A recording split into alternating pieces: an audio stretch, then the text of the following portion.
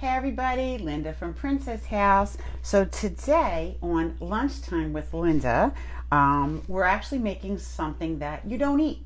But a lot of us are at home now, way more than before, with kids and grandkids. And so the recipe that I have today is for homemade Play-Doh. And this will keep your kids busy for a long time, hopefully. And again, what's nice about cooking with your kids is that it does teach them math, science, all different kinds of things.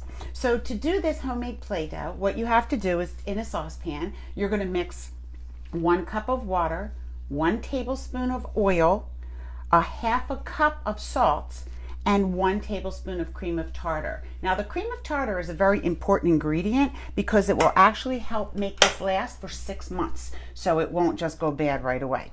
So you can go ahead and stir everything up, just warm it up on your stove, and then you're going to add in 1 cup of flour. And you're going to stir it in. It might need a little bit more flour. I have extra in case I need it.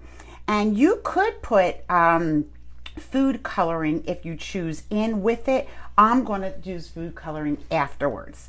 So this is what you have to do. You're just going to mix it up. It's like a paste. Can you see it? And then once it gets mixed, we're going to take it out with our hands and we're going to knead it. And if it needs more flour, you just add more flour. This is really an easy recipe, and your kids will get a kick out of this. I think I should have made a double batch because I definitely could use some more. All right, so it looks like it's pretty good. You can see the consistency, right? It looks like a dough. So now I'm just going to take it out, and now we're going to just knead it a little bit. Let me stick this over here. All right, so we're just going to knead it, and then what we're going to do, it's a little bit warm. We're going to break it into, this is perfect consistency. I don't even need to add more flour. We're going to break it into little balls because then we're going to add the coloring. Now I'm going to wear gloves because I think the coloring can definitely give you, that is so hot. It can give you whatever color you're coloring your products. And then that's it. You're going to add 3 to 4 drops of food coloring to each ball, whatever color you want. Again, here's the science experiment. Depending on how old your kids are, you can teach them how to mix the colors, right? We'll try to make purple. So hopefully you have some of these products at home. There you go. And that's it. So you can store this in oh, that was yellow. I thought it was red. Isn't that funny? So look, the lid is yellow, but the bottle is red. So I thought it was red, but it was the yellow one, or orange, depending. You can store this in an airtight container or like a Ziploc freezer bag. And like I said, it'll last for 6 months.